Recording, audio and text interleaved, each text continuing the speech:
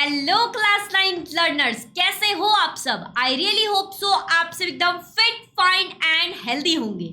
इस वीडियो में हम देखने वाले हैं Maharashtra board class 9 geography chapter number 5 precipitation. ये चैप्टर बड़ा बड़ा ही इंटरेस्टिंग है क्योंकि इस चैप्टर में कुछ ऐसे एक्सपेरिमेंट्स हैं जो घर में आप इजीली करके देख सकते हो। ऑल्सो अगर आपके स्कूल्स में एग्जीबिशन वगैरह होता है तो आप उसमें भी एक्सपेरिमेंट्स कर सकते हो।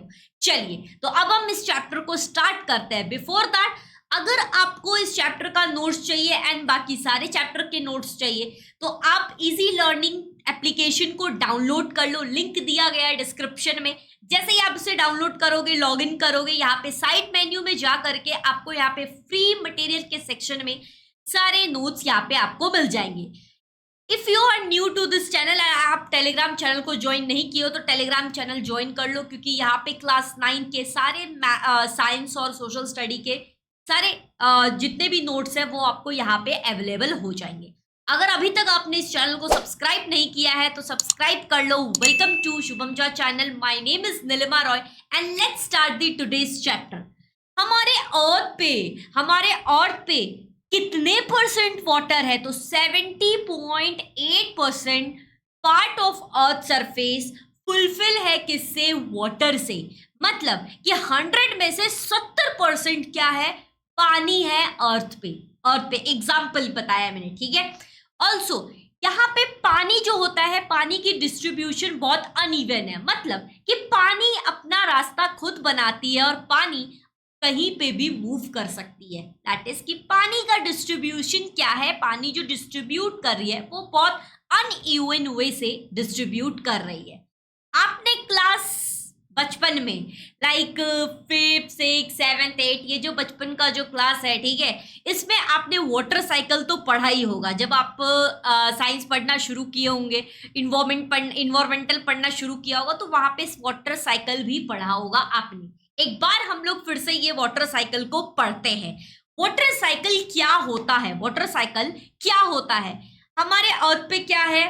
पानी है, और क्या है? लैंड है, पेड़ है, पौधे हैं। एंड अर्थ पे हीट कहाँ से मिलता है? अर्थ पे लाइट कहाँ से मिलता है? तो वो मिलता है सन से। वो क्या मिलता है? सन से। तो यहाँ पे जो वाटर साइकिल है ये कैसे चलता है तो वो हम देखने वाले हैं। वाटर साइकिल के लिए सबसे इंपॉर्टेंट क्या है? सन, ठीक है। सन की लाइट जब अर्थ पे पड़ती है तो अर्थ के वाटर पे पड़े या लैंड पे पड़े, अर्थ पे लाइट पड़ती है। तो सनलाइट जब अर्थ पे आती है तो यहाँ पे जो वाटर होते हैं, वाटर का जो अपर सरफेस होता है वो गर्म हो जाता है। क्या हो जाता है? गर्म हो जाता है। जब वो गर्म हो जाता है तो वो वेपर के फॉर्म में ऊपर जाने लगता है, राइट। आपने देखा होगा, कभी आप ऐसा गर्म पानी गैस चूल्हे पे करके देख लो, स्टोव पे, तो आप क्या देखोगे कि पानी जब गर्म होता है तो उसका वेपर ऊपर जाता है, कभी नीचे नहीं आता है। क्योंकि जब कोई भी चीजें, कोई भी मटेरियल जब गर्म होती है तो वो क्या, वहां पे वेपर के फॉर्म में जब उसका लाइट वेट होता है तो वो ऊपर जाना शुरू होता है। ओके, जब वो हैवी होता है तो नीचे आना शुरू होता है। इसलिए वेपर लाइट वेट में होता है तो वो ऊपर जाता है। जब वो ऊपर जाता है तो ऊपर में क्या फॉर्म करता है? तो क्लाउड फॉर्म करता है। क्योंकि क्लाउड कैसा है? क्लाउड, बादल, वो कैसे है? वो है आपके ठंडा। वो कैसा है? ठंडा है। ठंडा और गर्म अगर मिक्स होता है तो वहां पे छोटे छोटे वाटर ड्रॉपलेट्स फॉर्म होते हैं, पानी का छोटा छोटा बूंदी फॉर्म होता है, और उसको हम लोग क्या कहते हैं? कंडेंसेशन कहते हैं। उसे हम बच्चा बड़ी क्या बोलेंगे? कंडेंसेशन बोलेंगे। जब वो कंडेंस ज्यादा हो जाता है तो अर्थ पे क्या होता है? बारिश होती है। और उस बारिश, जब कंडेंसेशन के प्रोसेस से अर्थ पे कोई भी चीजें फॉल हो रही है, बारिश दो कुछ भी, तो उसको हम लोग क्या बोलेंगे? प्रेसिपिटेशन बोलेंगे, ठीक है। और फिर वो बारिश धरती पे आई, जमीन पे आई, और फिर वो क्या बन गया? वो जो पानी जमीन पे गिर रहा है वो फिर स्टोर हो रहा है। तो ऐसे वाटर सर्कल आपका चलता है। क्या?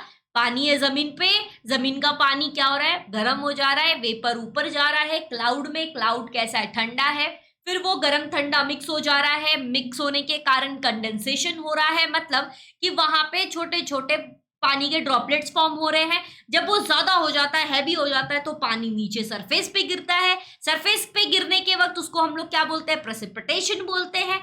और फिर पानी कलेक्ट होता है सी, ओशियन, रिवर, ये सारी चीजों में। ठीक है, तो ये है आपका water circle. This form of condensation occur due to water vapour in the atmosphere. Condensation क्यों होता है? क्योंकि वाटर वेपर जो एटमोस्फेयर में है उसके कारण से होता है। ठीक है, अब कंडेंसेशन के कारण ही क्या होता है? प्रेसिपिटेशन होता है। ठीक है, चलो तो एक एग्जांपल है आपके पास। ये एग्जांपल क्या है? आपने क्या किया, एक टोप ले करके, ठीक है, एक आपने बाउल लिया, उसमें आपने पानी को गर्म किया 100 डिग्री सेल्सियस, मतलब पूरा गर्म किया। जब आप उसको पूरा गर्म करोगे तो आप क्या देखोगे? ऐसा उसके ऊपर क्या निकल रहा है? वेपर निकल रहा है। ठीक है, वेपोरेशन हो रहा है। और उसके ऊपर आपने क्या किया? लीड डाल दिया। ठीक है, जब आपने उसके ऊपर लीड डाला तो वहां पे आपने क्या देखा कि वो ऊपर में आप देख रहे हो कि ये जो वेपर है ऊपर जा करके ऐसे पानी के फॉर्म में ऐसे ड्रॉपलेट्स बना रहा है। तो उसको हम लोग क्या बोलते हैं? वो लीड जब आप उठाओगे देखोगे कि वो जो वेपर था वो ऐसा पानी बन गया है। उसको हम लोग क्या बोलते हैं? उसको बोलते हैं condensation. That is known as the condensation. तो एटमॉस्फेयर में बहुत सारे चेंजेस होते हैं, और सारे चेंजेस जो होते हैं that is due to condensation. वो कंडेंसेशन जो होता है, ठीक है, वो जो पानी के ड्रॉपलेट्स जो होते हैं वो जब हैवी हो जाते हैं तो अर्थ पे फॉर्म होता है, अर्थ पे गिरता है। ठीक है, वो जो गिरता है उसको हम लोग क्या बोलेंगे? प्रेसिपिटेशन। उसको हम लोग क्या बोलेंगे? प्रेसिपिटेशन। आपने कभी ठंडी के टाइम में, विंटर सीजन में आपने ड्यू देखा है? ड्यू मतलब मैम क्या होता है? जो ओस हम जिसे कहते हैं, वो कैसा होता है मैम? जब ठंडी में आप देखोगे तो जब सुबह सुबह अर्ली मॉर्निंग आप उठोगे तो वहां पे आप देखोगे कि जो पेड़ पौधे होते हैं, पेड़ पे या फिर गाड़ी पे, जो आपके कार है, कार के आप कांच पे देखोगे तो वहां पे क्या होते हैं? छोटे छोटे ऐसे बूंदे होते हैं। ठीक है, पानी के, और हमें लगता है बारिश हुआ है। बारिश नहीं हुआ है, वो वेपर था। और वो वेपर बाद में हीट, क्योंकि वो वेपर ठंडा था और बाद में जैसे उसको, ऑब्वियस सी बात है, जब जमीन पे आया तो वो क्या हो गया? गर्म होने लगा, तो वो मेल्ट होना शुरू हुआ। ठीक है, तो वो ड्रॉपलेट्स फॉर्म हुआ। तो जो ड्रॉपलेट्स, उसको हम लोग क्या बोलते हैं? उसे हम लोग बोलेंगे ड्यू। उसे हम लोग क्या बोलेंगे? ड्यू। तो ड्यू हो रहा है due to the form of condensation. ऐसे ही बहुत सारे हायर अल्टीट्यूड्स पे जैसे आप जाओगे, ऊंचाई पे जैसे आप जाओगे तो वहां पे वाटर फॉर्म नहीं होगा, वहां पे क्या होगा? स्नो फॉर्म होता है। ऑल्सो जब आप हायर से थोड़ा सा नीचे आओगे तो वहां देखोगे बारिश हो रहा है, रेनफॉल हो रही है। ठीक है, तो ये कुछ फॉर्म है कंडेंसेशन के। ओके, वाटर साइकिल में हमने देखा था कंडेंसेशन। कंडेंसेशन ऑलरेडी हमने समझ लिया है। अब बारी है प्रेसिपिटेशन। मैम जो अर्थ पे जो कंडेंसेशन के कारण जो नीचे गिर रहा है वो सिर्फ प्रेसिपिटेशन जो हो रहा है उसमें बस रेनफॉल होता है क्या? तो नहीं, ऐसा नहीं है। बिफोर दैट हम समझते हैं प्रेसिपिटेशन होता क्या है। आपने अभी वाटर साइकिल देख लिया, गुड। चलो अब हम देखते हैं प्रेसिपिटेशन क्या होता है। जब water, when the drops get together, जब ये जो वाटर का जो ड्रॉप्स है ये टुगेदर जब मिलता है तो ये क्लाउड कैसा हो जाता है? तो हैवी हो जाता है, बिग हो जाता है। हम देखते हैं काला बादल हो गया है। ठीक है, वो जब हैवी हो जाता है, वो नहीं संभाल पाता है, तो नीचे ड्यू टू ग्रेविटी वो क्या हो जाता है? नीचे फॉल होना शुरू होता है। नीचे क्या फॉल होता है मैम? तो नीचे जो फॉल होता है वो type of rainfall, snow, due, ये सब फॉर्म होता है। ठीक है, तो उसको हम लोग क्या कहते हैं? प्रेसिपिटेशन कहते हैं। उसको हम लोग क्या बोलेंगे बच्चा party? That is known as precipitation. When the drop get together, the cloud became big and heavy. That is the reason why they were eventually fall due to gravity. नीचे की तरफ गिरता है ग्रेविटी के कारण, एंड उसको फिर हम लोग क्या कहते हैं? प्रेसिपिटेशन कहते हैं। प्रेसिपिटेशन का मेनली 2 टाइप्स होता है। वो क्या है? Type of precipitation that is rain and hell. But और भी आज के डेट में क्या होता है? प्रेसिपिटेशन होता है। रेन जो एक लिक्विड के फॉर्म में होता है, और हेल जो एक सॉलिड के फॉर्म में होता है। सॉलिड के फॉर्म में तो स्नो भी होता है, तो दैट इज दी, वो भी एक टाइप किसका है? तो वो आपके प्रेसिपिटेशन का टाइप है। ओके, यहां तक समझ में आया? चलो आगे देखते हैं।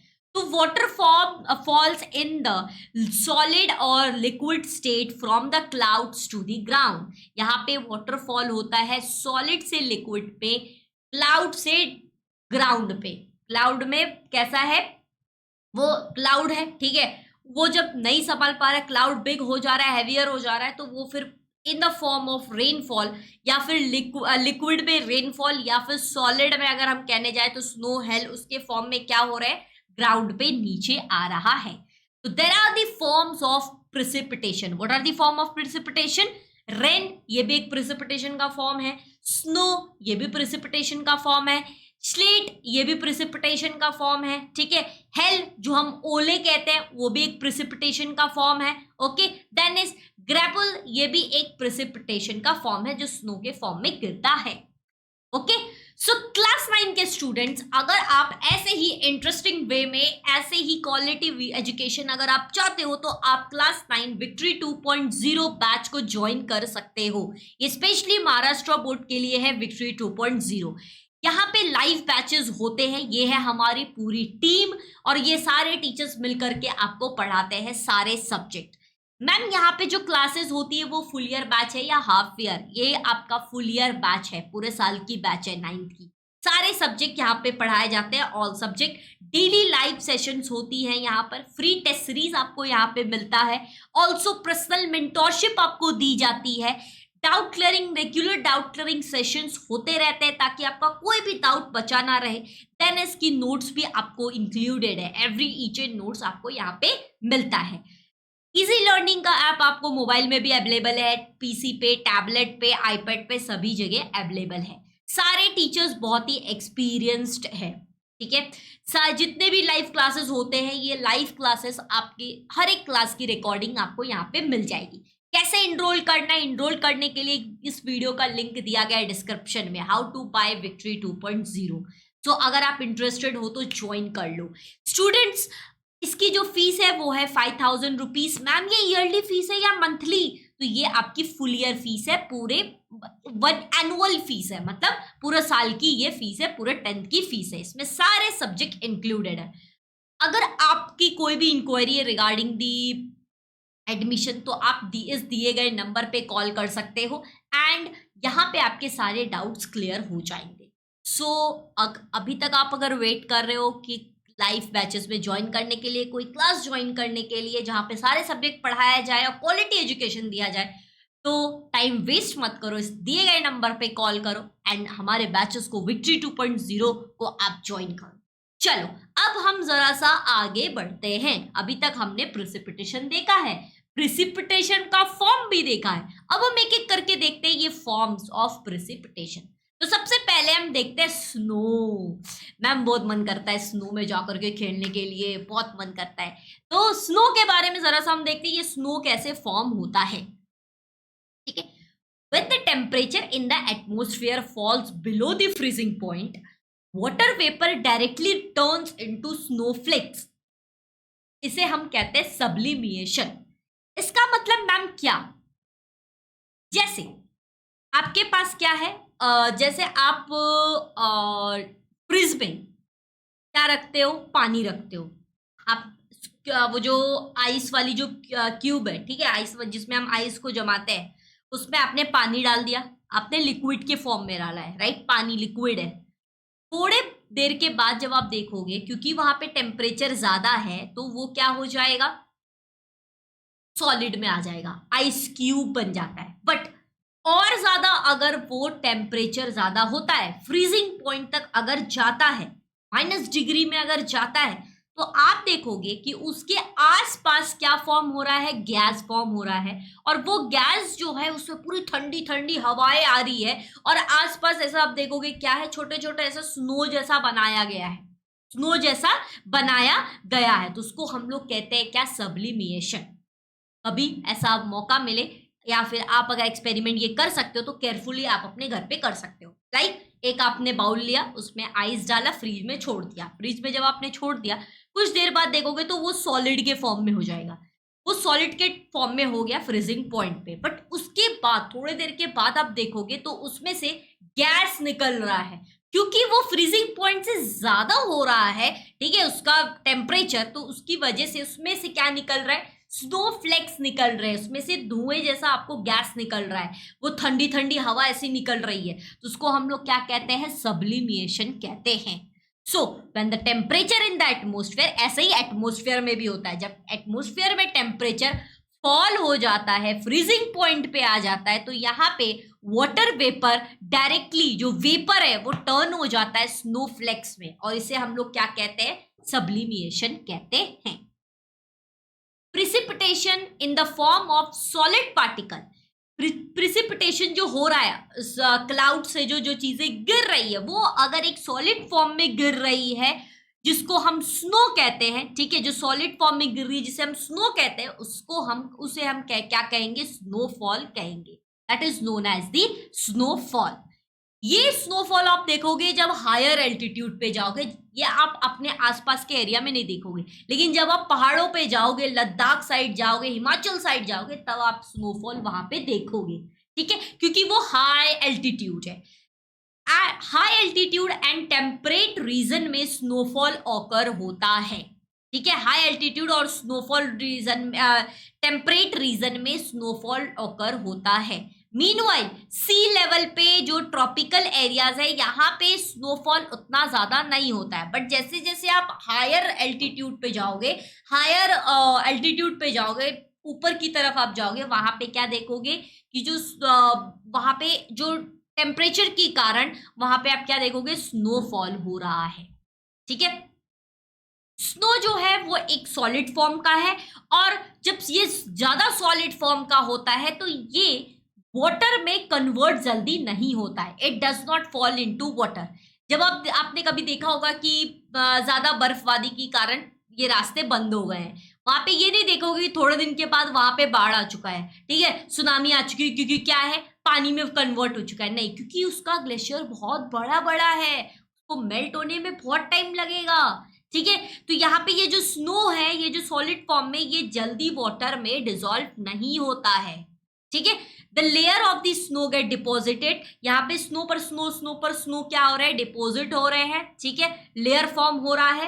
And also snow accumulates on the large scale, snow accumulates large scale पर ये डिपोजिट हो रहा है। यहाँ पे ट्रांसपोर्ट और कम्युनिकेशन का सिस्टम क्या वीक हो जाता है, कोलैप्स हो जाता है, खत्म हो जाता है, ठीक है। Peoples living in this area वो देमसेल्फ खुद को प्रोटेक्ट करते हैं ताकि वो स्नोफॉल से बच सके, क्योंकि ये जो स्नो है वो मेल्ट बहुत कम रीजन में होता है, बहुत कम रीजन में होता है। बाकी सारे रीजन में क्या किया जाता है, स्नो को साइड किया जाता है, उठा उठा के साइड किया जाता है, ताकि बाद में धीरे धीरे वो मेल्ट हो सके, जल्दी मेल्ट नहीं होता है, ठीक है। तो ये है आपका स्नो। अब हम आगे बढ़ते हैं, देखते हैं next precipitation, that is hail. That is hail when there is lot of heat on the earth surface. जब अर्थ सरफेस पे ज्यादा हीट होता है, गर्मी ज्यादा होती है, upward air flow blow at the greater speed.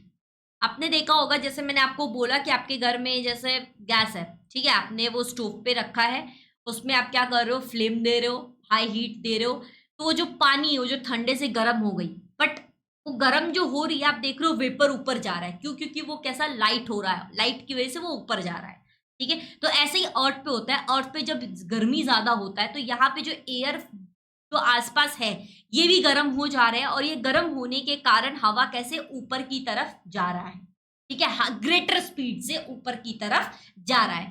Because of this upward flow temperature of the air reduces, क्योंकि ये ऊपर की तरफ जा रहा है तो इसके कारण से एयर जो टेम्परेचर है एयर का वो रिड्यूस हो जाता है, और कैसा हो जाता है, कंडेंस हो जाता है, ठीक है, वेपर के कारण कंडेंसेशन हो जाता है, कंडेंसेशन टेक प्लेस होता है, और वहां पे आप देखोगे कि क्लाउड कैसा हो रहा है, तो वो डार्क क्लाउड फॉर्म हो रहा है। अब ये डार्क क्लाउड अगर फॉर्म हो रहा है तो यहाँ पे एयर जो मुंह में, एयर जो ऊपर की तरफ जो गई है वो क्या, काला काला बादल हो चुका है। अब काला बादल अगर होगा तो उस फॉर्म में क्या होगा, कंडेंसेशन हो चुका है, कंडेंसेशन अगर हुआ है दैट इज की वाटर ड्रॉपलेट्स फॉर्म हुआ है। अब अगर वाटर ड्रॉपलेट्स ये फॉर्म हुआ है, ठीक है, तो यहाँ पे आप देखोगे क्या, हायर एल्टीट्यूड जो इस रीजन थोड़ा ऊपर है, यहाँ पे वो काला बादल से बारिश कम होता है और सॉलिड के फॉर्म में चीजें गिरती है। सॉलिड के फॉर्म में जो चीजें गिरती है उसको हम लोग क्या कहते हैं, हेल, मतलब ओला, ठीक है।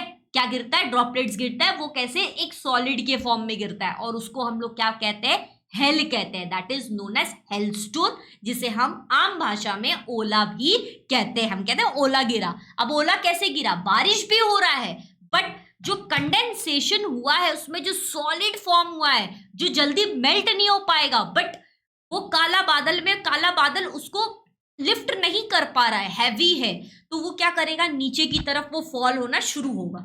जब वो नीचे की तरफ फॉल होना शुरू हुआ तो वो क्या हो रहा है, क्या फॉल हो रहा है, तो दैट इज हेलस्टोन फॉल हो रहे हैं।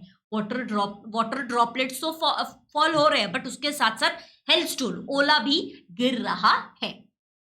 तो ये कुछ आपका है डायग्राम, दैट इज कि यहां से जो जमीन पे गर्मी ज्यादा होती है, गर्मी ज्यादा होने के कारण गर्म एयर अपवर्ड लिफ्ट होता है, काला बादल फॉर्म होता है। काला बादल जब फॉर्म होगा, क्योंकि काला बादल ज्यादा कंडेंस हो चुका है, हैवियर हो चुका है, ठीक है, मैं वहां पे वेपर ज्यादा फॉर्म नहीं हो पा रहा है, जिसके कारण से वो सॉलिड के फॉर्म में अर्थ पे क्या क्या गिरा रहा है, तो ओला गिरा रहा है, हेलस्टोन वो गिर रहा है, ठीक है, ड्यू टू ग्रेविटी। तो उसको हम लोग कहते हैं हेलस्टोन।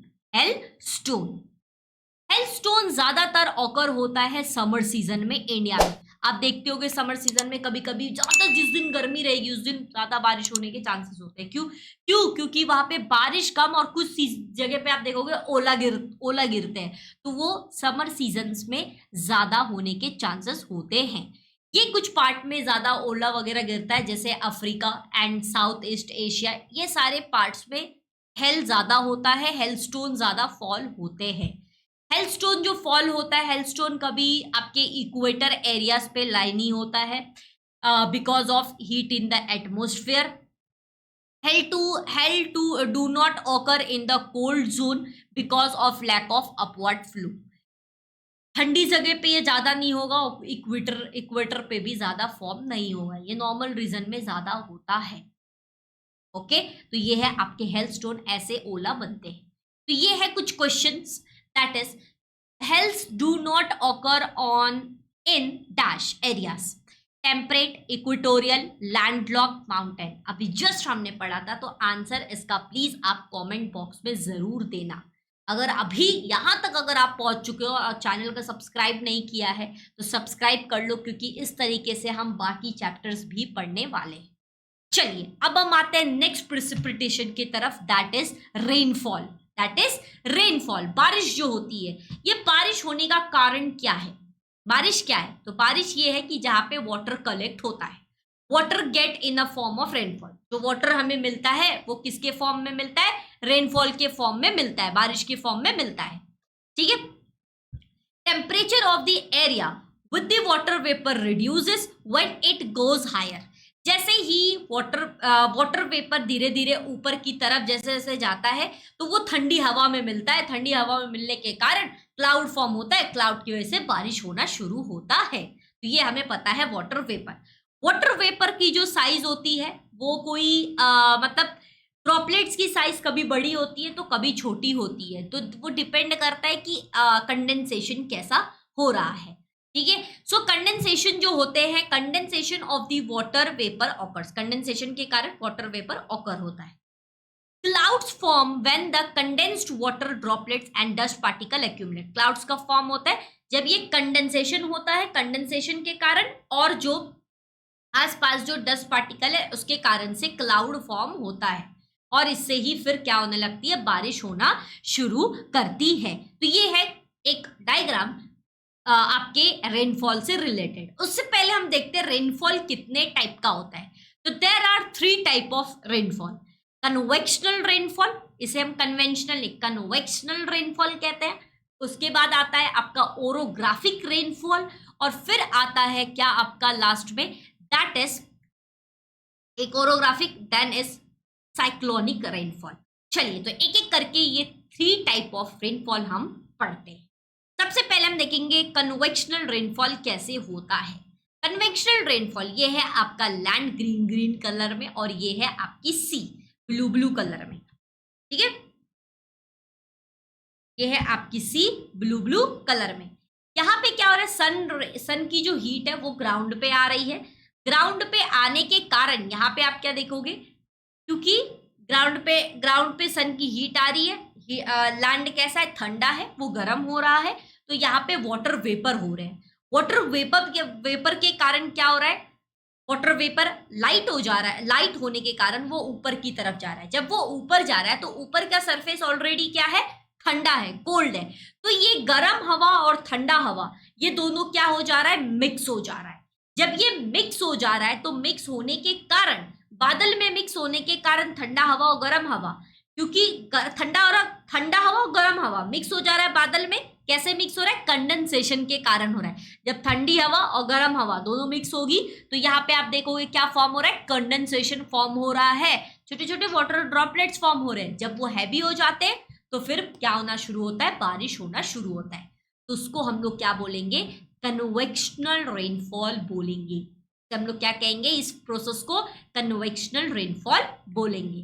कन्वेक्शनल रेनफॉल ये ज्यादातर ऑकर होता है इक्वेटोरियल सरफेस के पास, ठीक है, क्योंकि ये एरिया हीट ज्यादा होता है, हीट ज्यादा होगा तो जो वाटर वेपर ज्यादा होगा, ऊपर जाएगा, तो ऊपर जाने के वक्त ठंडी हवा गर्म हवा दोनों मिक्स हुई, कंडेंसेशन हुआ, कंडेंसेशन के कारण क्या होने लगेगा, बारिश होना शुरू होगा। यही इस पैराग्राफ में लिखा गया है, ठीक है।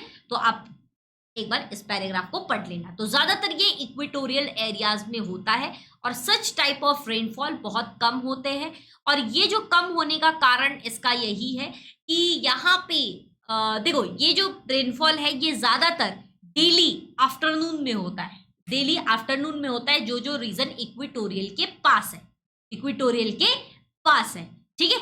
चलो, जब ये बारिश होती है उस टाइम में क्या होती है, लाइटनिंग भी होती है और थंडरिंग भी होती है, मतलब बिजली भी कड़कती है और थंडरिंग भी होती है, बादल भी आवाज करते हैं, ठीक है। तो जब ये बारिश होती है तो उसको उस टाइम में बिजली भी दिखती है और हमें थंडरिंग भी होता है, बादल भी आवाज करते हैं। तो that is the convectional rainfall. Convectional rainfall जो ऑकर होता है वो होता है आपका Congo basin America and Amazon basin south America. इस पे यहाँ पे कन्वेक्शनल रेनफॉल ज्यादा ऑकर होता है, ये एरिया में ज्यादा रेनफॉल ऑकर होता है क्योंकि ये एरिया में देखा गया है कि यहाँ पे डेंस फॉरेस्ट ज्यादा फाउंड होते हैं और डेंस फॉरेस्ट इक्वेटोरियल रीजन के पास ज्यादा फाउंड होते हैं। फिर आता है आपका क्या, that is orographic rainfall, that is orographic rainfall. Orographic rainfall क्या होता है, देखो, ओरोग्राफिक रेनफॉल समझने के लिए सबसे पहले ये होता है, ये समझते हैं माउंटेन। ओरोग्राफिक ऑकर होता है ड्यू टू माउंटेन। कन्वेक्शनल में माउंटेन नहीं, माउंटेन की कोई नीड नहीं है, माउंटेन का कोई बात ही नहीं है, ठीक है। बट ओरोग्राफिक रेनफॉल जो होता है ड्यू टू माउंटेन। माउंटेन में ये दो पार्ट है, ठीक है, एक आपका हो गया राइट साइड, एक हो गया आपका लेफ्ट साइड, ओके। अब क्या हो रहा है कि जहां पे सी सरफेस है, जैसे मान लो ये सी एरिया है, अब यहाँ पे क्या है, सी एरिया है, सी एरिया में सनलाइट ऐसे पड़ रहा है, सी एरिया यहाँ पे वाटर वेपर हो रहा है, वाटर वेपर के कारण ये अपवर्ड लिफ्ट हो रहा है। यहाँ पे आप डायग्राम में अच्छे से देख सकते हो, दैट इज कि यहाँ पे आप क्या देख रहे हो कि ये माउंटेन है, माउंटेन के साइड में इधर आप मॉइस्चर ऑफ एयर देख रहे होगे, ये पानी का एरिया है, यहाँ पे वाटर वेपर हो रहा है। अब ये वाटर वेपर होने के कारण क्या हो रहा है, वो अपलिफ्ट हो रहा है। अब वो अपलिफ्ट सीधे ऐसे ऊपर नहीं हो रहा है क्योंकि वो एरिया एक माउंटेन एरिया, तो इस तरीके का माउंटेन होगा, स्लोप माउंटेन होगा, तो वाटर एयर जो है वो अपवर्ड लिफ्ट जब होगा तो वो कुछ इस तरीके से अपवर्ड लिफ्ट होगा, वो कुछ इस तरीके से अपवर्ड लिफ्ट होगा, ऐसे डायरेक्टली अपवर्ड लिफ्ट नहीं होगा, ऐसे अपवर्ड लिफ्ट होगा, ठीक है। अब ये ऐसे अपवर्ड लिफ्ट हो रहा है तो वहां पे जब एयर वेपर ऊपर जा रहा है, ठीक है, वाटर वेपर, तो ये गर्म एयर ऊपर जा रहा है, ठंडे एयर में मिल रहा है, बादल फॉर्म हो रही है, उसकी वजह से उसी एरिया में फिर बारिश होना शुरू हो जाए, ठीक है। बाकी जो माउंटेन के दूसरे साइड में, राइट हैंड साइड में अगर आप देखोगे तो यहाँ पे काले बादल फॉर्म हुए हैं, बट यहाँ पे बारिश नहीं हुआ है, क्यों नहीं हुआ है, क्योंकि यहाँ पे काला बादल जो राइट लेफ्ट साइड में था वही राइट साइड में शिफ्ट हुआ है, बट बारिश नहीं हुआ है क्योंकि वहां पे गर्म हवा जैसा चीज कोई ऊपर नहीं जा रहा है।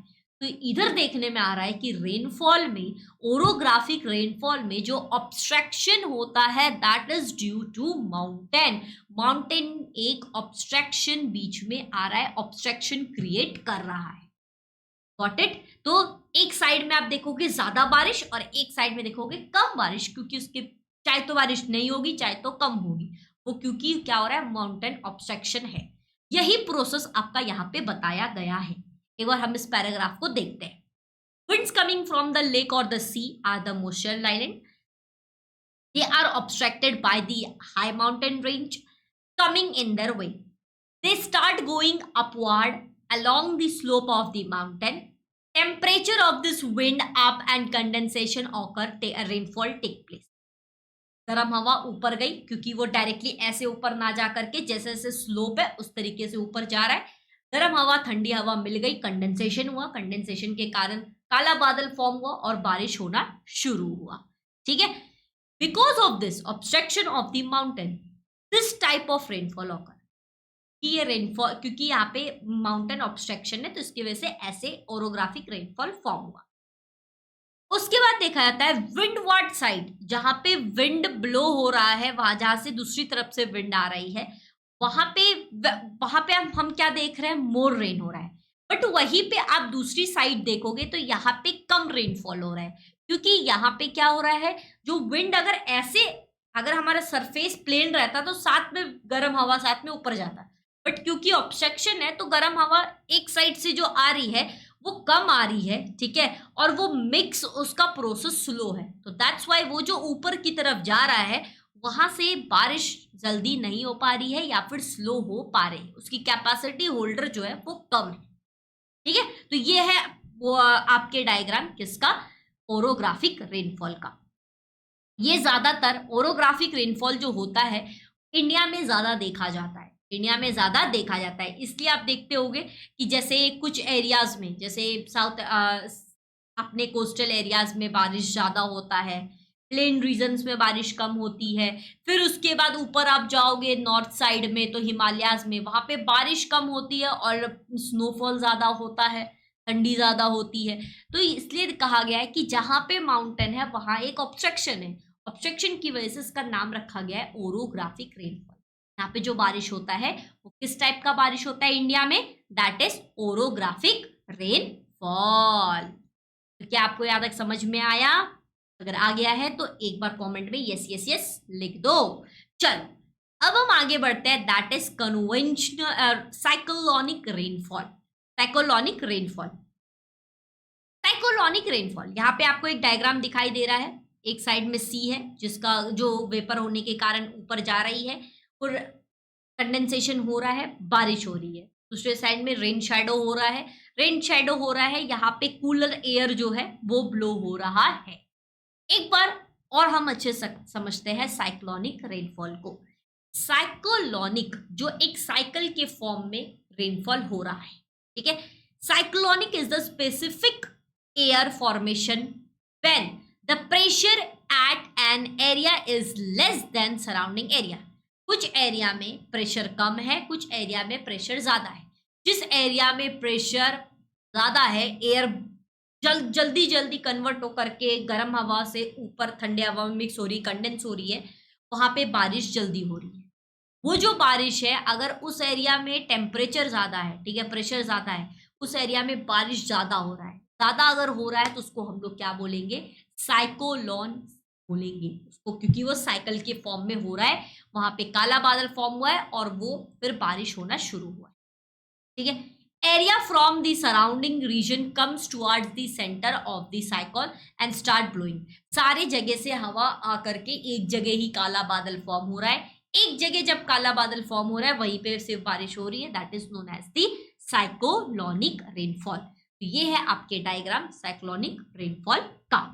एक ही जगह काला बादल फॉर्म हो रहा है, काला बादल फॉर्म होने के कारण वहां पे बारिश होना शुरू हो रहा है। It rain in areas over which the cyclone passes। जहां पे साइक्लोन ज्यादा होता है वहीं पे ये साइक्लोनिक रेनफॉल देखा जाता है। साइक्लोनिक रेनफॉल ऑकर्स मोर, ज्यादातर ये टेम्परेट जोन में होता है और टेम्परेट जोन में देखा गया है। साइक्लोनिक रेनफॉल जो ऑकर होता है वो होता है ट्रॉपिकल रीजन में, लिमिटेड होता है एंड एक्सट्रीम नेचर में ज्यादा होता है। ठीक है, स्ट्रॉमी इन द नेचर, मतलब इस ट्रॉपिकल रीजन में बारिश कम होती है और साइक्लोन ज्यादा है, मतलब स्ट्रॉम ज्यादा है, एयर ज्यादा है, हवा ज्यादा है। ठीक है, और टेम्परेट जोन में बारिश ज्यादा होता है साइक्लोन के फॉर्म में। तो यहां तक आपका 3 टाइप ऑफ रेनफॉल हो चुका है। आप एक रेनफॉल का डायग्राम नहीं, एक्सपेरिमेंट अपने घर पे या फिर स्कूल में एग्जीबिशन में भी कर सकते हो। क्या है ये, आपने एक लिया लीड, एक आपने कंटेनर लिया है, ठीक है, उस कंटेनर के टॉप के लेवल को ऐसा काट दिया है, उसके ऊपर क्या किया, आपने एक लीड लिया है प्लेट जैसा, ठीक है, उसको आपने ऐसा रख दिया। नीचे पानी के कंटेनर के अंदर आपने क्या डाला, गर्म पानी डाला है, एकदम खौलता हुआ गर्म पानी। ठीक है, 0 टेम्परेचर तक आपने 100 डिग्री सेल्सियस तक आपने इसको गर्म किया। गर्म करने के बाद ऊपर लीड रख दिया। लीड जब रखा तो उसके थोड़ा देर लीड रखा और उसके ऊपर बड़े बड़े आइस के क्यूब्स रख दिए। ठीक है, प्लेट रखा, प्लेट के ऊपर क्यूब्स रख दिया। जब आप क्यूब्स देखोगे तो नीचे से क्या हो रहा है, गर्म हवा ऊपर जा रहा है। ऊपर से ऊपर क्या है, ठंडी है, लीड ऐसा है और ठंडी है, लीड आपका एटमोस्फेयर है। ठीक है, और ऊपर क्या है, ठंडी हवा है, जो आइस के फॉर्म में ठंडी हवा आ रही है, वो दोनों मिक्स हो रहे हैं। जब वो मिक्स हो रहे हैं तो यहाँ पे आप क्या देखोगे, कंडेंस हो रहा है। छोटे छोटे प्लेट्स पे वो जो लीड है उसके नीचे आप क्या देखोगे, वाटर ड्रॉपलेट्स फॉर्म हो रहा है। वाटर ड्रॉपलेट्स फॉर्म होगा, वो ज्यादा हैवियर हो जाएगा, अपने आप को होल्ड नहीं कर पाएगा, तो वो नीचे गिरना शुरू हो जाएगा। तो उसमें फिर आप देखोगे कि आप बारिश करवा सकते हो। तो यहाँ पे आप अपने घर पे या फिर स्कूल में कोई भी एग्जीबिशन वगैरह सब में आप ये वाला एक्सपेरिमेंट कर सकते हो कि रेनफॉल कैसे ऑकर होता है।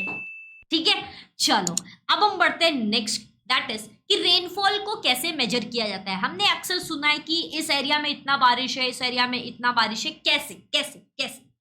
तो यहाँ पे मेजर जो करने के लिए, जो रेनफॉल को मेजर करने के लिए यहाँ पे जो इंस्ट्रूमेंट यूज होता है उसको हम लोग कहते हैं रेन गैंगवी। ठीक है, इसमें एक क्या होता है, एक मेजरिंग जार होती है। मेजरिंग जार जो है आपके, उसके अंदर क्या एक लगाया जाता है, उसके ऊपर ऐसा फनल लगाया जाता है, फनल, ताकि पानी ऐसा लीड में आ सके, मेजरिंग जार में पानी जा सके। और मेजरिंग जार को मेजर कैसे किया जाता है, उसमें जो मेजरिंग होती है वो में होती है, मिलीमीटर में होती है। ठीक है, उसके अंदर बोटल्स रखा गया है एंड वो जो बोतल है वही मेजरिंग जार है। ठीक है, वही आपकी मेजरिंग जार है। मेजरिंग जार में, और ये एक्सपेरिमेंट करने के टाइम में एक चीज का बहुत मेक होना पड़ता है कि जब बारिश होती है तो इस मेजरिंग जार को हमें ऐसा एरिया में रखना चाहिए जहां पे 30 सेंटीमीटर तक कुछ भी चीजें ना रहे, दूर दूर तक कोई पेड़ पौधे चिड़िया कोई भी ऐसी चीज ना हो जो ऊपर शेड हो, कोई भी ऐसी चीज नहीं होनी चाहिए, ताकि डायरेक्टली पानी गिरे और इस जार में गिरे, डायरेक्टली इसी जार में पानी एंटर हो। तो हम उस टाइम में जो मेजर करते हैं वो में करते, कितना में बारिश हो रहा है। ओके, यही एक्सपेरिमेंट यहाँ पे भी बताया गया है। तो ये पैराग्राफ आपके टेक्स्ट बुक में भी लिखा गया है, तो आप वहां पे भी रन कर देख सकते हो। ठीक है, चलिए अब आता है next question, that is in equatorial areas dash type of rainfall occurs mostly daily in the afternoon, frontal, convectional, cyclonic या फिर साइक्लोनिक। ठीक है, यहाँ पे आपको आंसर देना है। चलिए नेक्स्ट टॉपिक आता है fog, due and Frost. Fog, due and Frost जब कंडेंसेशन होती है, व्हेन द कंडेंसेशन या फिर solidification of water vapor in the atmosphere occur near the earth surface, then we see fog, dew, frost। जब condensation होता है water vapour का अर्थ के बहुत ही नियर सरफेस पे, तो वहां पे जो फॉर्मेशन हो रहा है वो किसका हो रहा है, फॉग का। फॉग दिखने में आता है, ड्यू दिखने में आता है और फ्रॉस्ट दिखने में आता है। फॉग ज्यादा ठंडी होती है तो हमें दूर दूर तक धुंधलापन दिखाई देता है, that is fog. Frost and due, ये सारी चीजें हमें यहाँ दिखाई देती है। एक एक करके हम इसको भी देखते हैं। The temperature of the areas of the air near the surface of the earth reduces। जब आपका जो टेम्परेचर है अर्थ के नियरर सरफेस पे होता है तो यहाँ पे टेम्परेचर रिड्यूस होता है, ठीक है। Temperature reduced, water vapour condense, water vapour condense होगा, टेम्परेचर रिड्यूस होगा। तो in this process water vapour turns into, water vapour turns किस में होता है, माइक्रोस्कोपिक, बहुत छोटा छोटा फॉर्म के वाटर पार्टिकल्स में ये फॉर्म होता है और ये फ्लोट होना शुरू होता है एयर में। इसे हम लोग क्या कहते हैं, फॉग कहते हैं। जो बारिश नहीं हो रहा है बट ऐसा धुंधलापन आपको दिख रहा है, दैट इज कि ये जो प्रेशर है, यहाँ की जो हम कहते हैं ये जो प्रोसेस है, ये जो वाटर वेपर जो टर्न हुआ है वो छोटे छोटे वाटर पार्टिकल्स में हुआ है, वाटर में नहीं, वाटर के पार्टिकल्स में हुआ है, ठीक है, प्रॉपर वाटर में नहीं हुआ है। तो उसको हम लोग क्या बोलेंगे, फॉग बोलेंगे। और ये ज्यादातर ऑकर होता है रात में ही, कि रात में जो टेम्परेचर होती है वो गिरती है, ठंडी होती है, ठीक है, और जमीन ऑलरेडी गर्म है तो उसके से गर्मी कम जा रहा है, ठंडी ज्यादा हो रहा है, ठीक है। तो जिसके कारण से वो क्या कंडेंस हो रहा है, कंडेंस के होने के कारण सरफेस पे आसपास में एटमॉस्फेयर में क्या हो रहा है, फॉग क्रिएट हो रहा है। ड्यू कैसे होता है, जो छोटे छोटे बूंदे गिरती है वो कैसे गिरती है, यही जो हमने आगे फॉग जो देखा था, यही फॉग वाटर पार्टिकल जब थोड़ा जो माइक्रोस्कोपिक था वो थोड़ा माइक्रो हो चुका है तो इसमें छोटे छोटे वाटर ड्रॉपलेट्स बनते हैं। जब ये वाटर ड्रॉपलेट्स बनता है तो ये पेड़ और पौधे पे क्या हो जाते हैं, स्टिक हो जाते हैं। ये फॉग है, फॉग क्या, फॉग है, फॉग क्या हो रहा है, पेड़ और पौधे पे स्टिक हो जा रहा है, बाद में ये कन्वर्ट हो रहा है लिक्विड में। ये जब ये लिक्विड में कन्वर्ट हो रहा है that is known as the dew, इसको हम लोग बोलेंगे फॉग। फिर आता है आपका फ्रॉस्ट। फ्रॉस्ट क्या होता है, फ्रॉस्ट होता है जो जहाँ पे स्नोफॉल हो रहा है वहां पे पेड़ और पौधे पे ऐसे स्नो जैसी पूरी कवर, पत्ते के पत्ते जो है, ठीक है, लीव्स जो है वो पूरा स्नो से कवर हो चुका है, तो that is known as the frost. ये उसी एरिया में होता है जहाँ पे टेम्परेचर जो है वो लेस देन 0 डिग्री जाता है, जहाँ पे ठंडी ज्यादा होती है, जहाँ पे ऑब्जेक्ट क्या हो जाता है, फ्रीज हो जाता है, ठंड के कारण फ्रीज हो जाता है, जम जाता है, तो उसको हम लोग बोलेंगे फ्रॉस्ट। यहाँ तक सभी को समझ में आया, होप सो सभी को समझ में आया गया होगा। अगर आया है तो चैट बॉक्स पे आंसर दे रहे हो ना, कमेंट में आंसर दे रहे हो ना, अगर नहीं दे रहे हो जितने भी क्वेश्चन पूछे गए उसके आंसर्स दो एंड राइट कि ये समझ में आ रहा है। चलिए आगे बढ़ते हैं, देखते हैं next, that is precipitation. Before that अगर अभी तक आपने चैनल को सब्सक्राइब नहीं किया है तो सब्सक्राइब इट। चलिए अब हम देखते हैं इफेक्ट्स क्या है प्रेसिपिटेशन का। प्रेसिपिटेशन जो पानी के फॉर्म में प्रेसिपिटेशन हो रहा है, बारिश हो रही है, उसके कारण लोगों कैसा हो रहा है, लोगों का काम रोजगार रुक रहा है, बहुत पानी भर रही है तो लोगों की मतलब आम जिंदगी ऐसे रुक जा रही है, ठीक है। रेनफॉल अगर एक्सेसिव होता है तो उसके कारण से बहुत डिस्टर्बेंस क्रिएट होता है, जिसके कारण ज्यादा रेनफॉल अगर होता है तो हैवी रेनफॉल अगर हुआ है तो फ्लड्स आते हैं, बाढ़ आते हैं, जिसके कारण से लोगों की लाइफ लॉस हो जाती है, प्रॉपर्टी डिस्ट्रॉय हो जाता है, ठीक है। अगर बारिश नहीं हो रहा है, अगर कंडेंसेशन नहीं हो रहा है, बारिश नहीं होता है, उसके कारण से भी लोगों की लाइफ पे अफेक्ट पड़ रहा है। जो फार्मर्स है वो खेती नहीं कर पा रहे, एग्रीकल्चर नहीं कर पा रहे, जमीन जो है वो ड्रॉट हो रही है, बंजर पड़ रही है, तो यहाँ पे शॉर्टेज हो रहा है फूड का, फार्मर्स का अपने काम नहीं कर पा रहे हैं, एग्रीकल्चर नहीं कर पा रहे हैं। तो अगर कंडेंसेशन नहीं हो रहा है, प्रेसिपिटेशन नहीं हो रहा है, उसके कारण से भी दिक्कत है, ज्यादा हो रहा है तब भी दिक्कत है, ठीक है।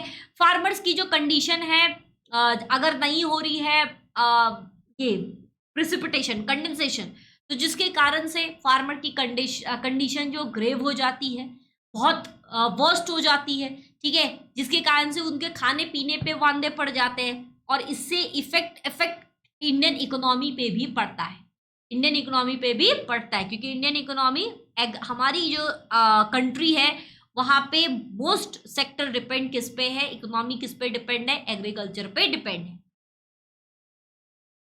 हमारी जो कंट्री की जो इकोनॉमी है, ठीक है, वो ऑलमोस्ट एग्रीग्रियन कंट्री है हमारी कंट्री, और हमारी कंट्री की इकोनॉमी एग्रीकल्चर पे बेस्ड है। एग्रीकल्चर अगर हम मॉनसून के सीजन में देखते हैं तो एग्रीकल्चर मॉनसून के सीजन में जो होता है उस पर हम डिपेंड रहते हैं ताकि लार्ज अमाउंट पे एग्रीकल्चर हो और हम फूड को स्टोर कर पाए, या फिर बाकी कंट्री में क्रॉप्स जो हो रहा है उस ग्रेन या क्रॉप्स जो भी है उसको हम बाहर में सेंड कर सके, एक्सपोर्ट कर सके। तो हमारी कंट्री की इकोनॉमी इंडियन के एग्रीकल्चर पे भी डिपेंड करती है। फार्मर्स टोटली एग्रीकल्चर पे डिपेंड करते हैं। तो गुड अगर रेनफॉल हो रहा है तो क्रॉप प्रोडक्शन अच्छा होगा, क्रॉप प्रोडक्शन अगर अच्छा होगा तो हमें फिर इंडियन की इकोनॉमी भी अच्छी होगी। अगर बारिश ज्यादा हो रहा है तो क्रॉप स्पॉइल हो जाएगा, क्रॉप स्पॉइल होगा तो फार्मर्स पे इफेक्ट पड़ेगा, फार्मर्स पे इफेक्ट पड़ेगा तो इंडियन इकोनॉमी पे भी पड़ेगा। तो ज्यादा बारिश भी खराब होती है, बारिश अगर ज्यादा हो रहा है मानसून में तो भी खराब है।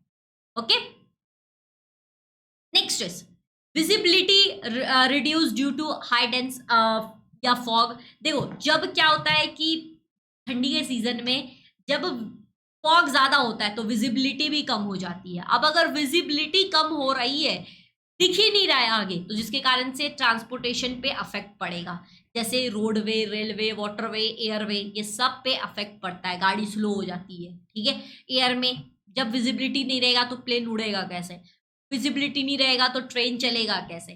ठीक है, तो इसके फॉग भी एक इफेक्ट लाता है। फॉग भी किसका पार्ट है, प्रेसिपिटेशन का, ये इफेक्ट्स है सारे। ठीक है, एक्सीडेंट्स होने के चांसेस ज्यादा होते हैं, फ्लाइट्स, ट्रेन, ट्रांसपोर्ट ये सब डिले हो जाते हैं, कैंसिल हो जाते हैं। फ्रॉस्ट जो होता है, जो जिस बर्फ जो गिर रही है, जो स्नोफॉल हो रहा है, ड्रॉप पानी का ड्रॉपलेट जब सॉलिड में फॉर्म हो जाता है, उसके कारण से क्रॉप्स पे अफेक्ट पड़ते हैं। ओले वगैरह होते हैं तो क्रॉप्स पे अफेक्ट पड़ता है। फॉग और ड्यू ये दोनों डैमेज करते हैं क्रॉप्स को प्रॉपरली ग्रो होने नहीं देते हैं। ठीक है, तो ये प्रिसिपिटेशन का इफेक्ट है। चलो next and the last topic is acidic rainfall. Acidic rainfall हमारे एरिया में एयर पॉपुलेशन बहुत ज़्यादा है, क्योंकि इंडस्ट्रियल एरिया है, हर जगह लोग इंडस्ट्री बनाए हैं। और इंडस्ट्रियल एरिया के कारण होता क्या है, जब बारिश होती है, बारिश होने के कारण जो इंडस्ट्रियल एरिया में जो चिमनी है वहां से जो एयर निकल रही है, जो हवा निकल रही है, ठीक है, जो पॉइजनस है वो क्या हो रही है, वाटर एयर में मिल जा रही है। एयर में वो मिल रही है तो लोग जो सांस ले रहे हैं उस पे, लोगों के सांस ऑक्सीजन पे इफेक्ट पड़ रहा है। ऑल्सो बारिश अगर हो रही है तो बारिश में वो जो चिमनी से जो हवा निकला है, ठीक है, वो मिक्स हो जा रहा है। अब अगर वो मिक्स हो रहा है तो पानी में क्या हो जा रहा है, पानी में वाटर में वो मिक्स हो रहा है, वाटर में मिक्स हो रहा है तो लोग वही पानी को कंज्यूम करते हैं। ऑल्सो जो हमारे एरिया में इंडस्ट्रियल एरिया है वहां से वेस्ट वाटर बाहर निकला जाता है, बाहर निकाला जाता है तो वो रिवर्स, ओशियन, रिवर, सी, ये सब में मीट हो जाते हैं। मीट होते हैं तो लोग वही पानी को पीते हैं, पानी पीते हैं तो उससे लोगों की लाइफ अफेक्ट होती है। तो वाटर वेपर्स जो अकर होते हैं उसके कारण से भी होते हैं, बहुत सारे केमिकल गैसेस फिर मिक्स हो जाते हैं, उससे लोगों की लाइफ अफेक्ट पड़ती है। कौन से केमिकल गैसेस है, जैसे नाइट्रिक एसिड्स, सल्फ्यूरिक एसिड्स, ये सब लोगों के लाइफ पे अफेक्ट होती है। यहाँ पे आप डायग्राम देख सकते हैं, यहाँ पे बारिश हो रही है, बारिश के कारण जो एयर में पानी मिल रहा है तो यहाँ पे नाइट्रिक एसिड, सल्फ्यूरिक एसिड, ये सब लोग क्या कर रहे हैं, बाद में कंज्यूम कर रहे हैं पानी के फॉर्म में। तो दैट इज कि लोगों की लाइफ इससे अफेक्ट पड़ रही है। या फिर डायरेक्टली अगर सी में केमिकल वाटर अगर जा रहा है, वो लोग कंज्यूम कर रहे हैं, उस पे भी अफेक्ट पड़ रहा है। ये जो प्रेसिपिटेशन है वाटर का, जो डिजोल्व हो जा रहा है एसिडिक रेन में, प्रेसिपिटेशन मतलब रेनफॉल हो रही है और ये डिजोल्व हो जा रहा है, एसिडिक जो है वो डिजोल्व हो जा रहा है ग्राउंड पे, ठीक है, इसमें मिल जा रहा है, तो उसको हम लोग क्या बोलते हैं, एसिड रेन कहते हैं। और ये लोगों की लाइफ पे बहुत हार्मफुल है, और चाहे वो लिविंग थिंग हो या नॉन लिविंग थिंग हो, ये दोनों की लाइफ पे बहुत ही ज्यादा हार्मफुल क्रिएट करती है। ओके, सो यहाँ पे आपका चैप्टर होता है the end, that is precipitation. Next, here is the question, the visibility reduced because of dash, flows, drought, fog, dew.